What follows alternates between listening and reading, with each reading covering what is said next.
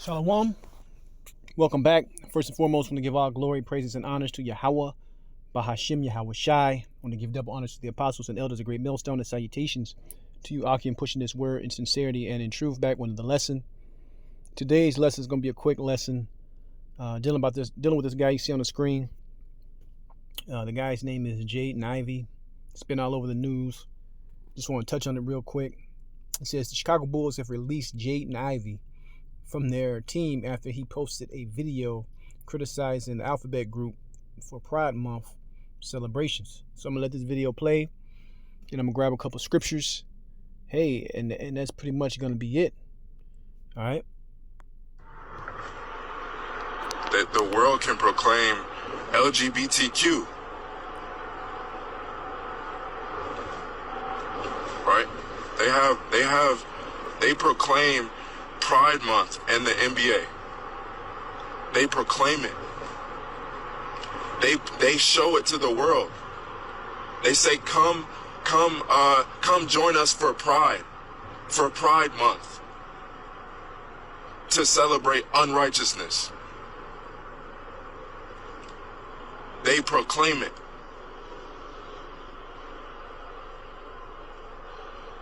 They proclaim it on the billboards. They proclaim it in the streets. Unrighteousness.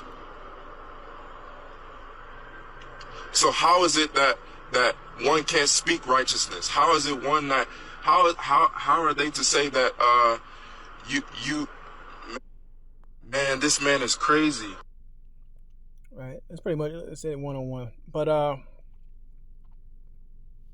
like I said, I don't know if this guy's set up to say these things or what's really going on, right? But when you're a part of these organizations and you're in the media, you're an athlete, whatever, they're not going to let you speak the truth, man. Your opinion is basically the world's opinion, all right? And the world pushes and popularizes, unrighteous deeds, unrighteous acts. So we grab a couple scriptures and that's going to be it. Because this guy asking how come this and how come that, he's asking very simple questions, man. Right? Very simple questions. You can't call a thing because it's going to be considered hate speech, right? In this wicked ass kingdom.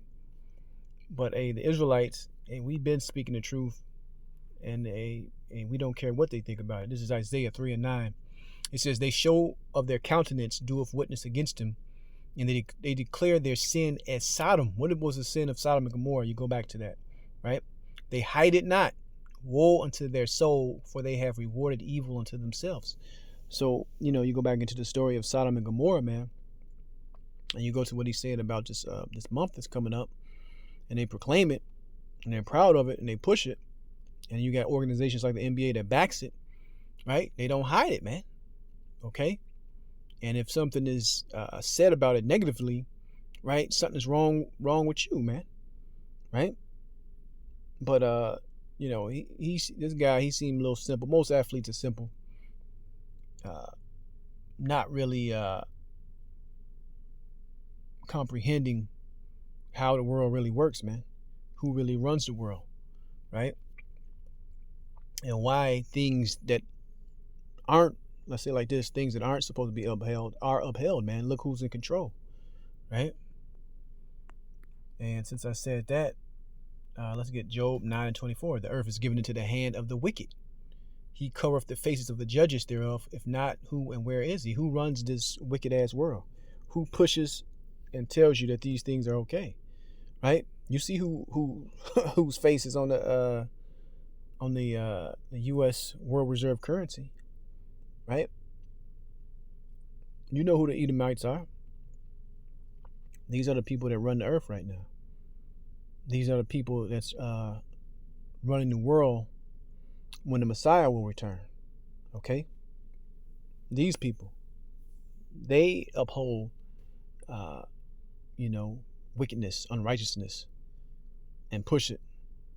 And if you question it or say anything about it, hey, you might just end up getting fired, man. Hey, like they did old boy right here. Number. So let's go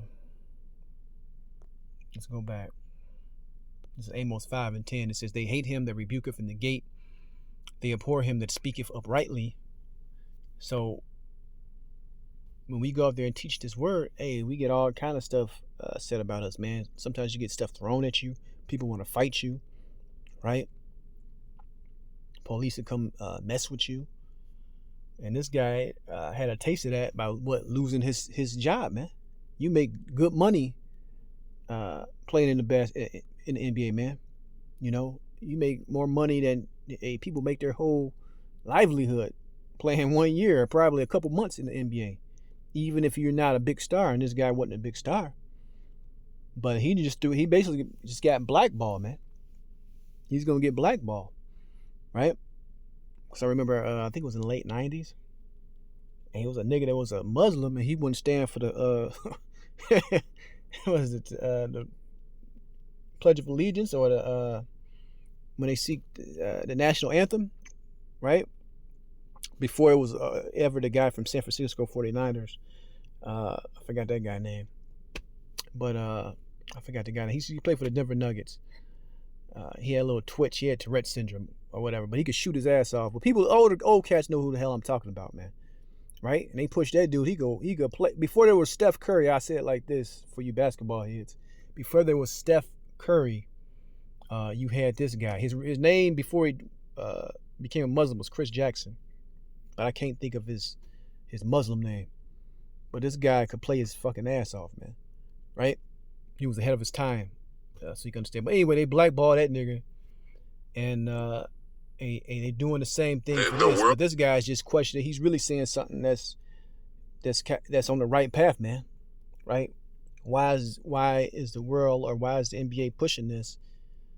But if I say something, basically there's an issue, But when you work for, like I said, entertainment, sports, where you get paid a lot of money, you're the face of a lot of things, you got to go with the agenda of the world, period. Let's see what else I got. Let's end it in Isaiah, the 5th chapter, verse 20. It says, "Woe unto them that call evil good, and good evil, and put darkness for light, and light for darkness." So in this scenario, he's actually saying something right, but he's being vilified and being pushed as the bad guy, man.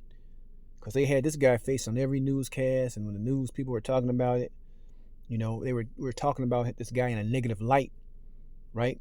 The anchors on whatever news channel you may be watching. So let me read it again. This is Isaiah 5:20. "Woe unto them that call evil good and good evil, that put darkness for light and light for darkness, and put bitter for sweet and sweet for bitter."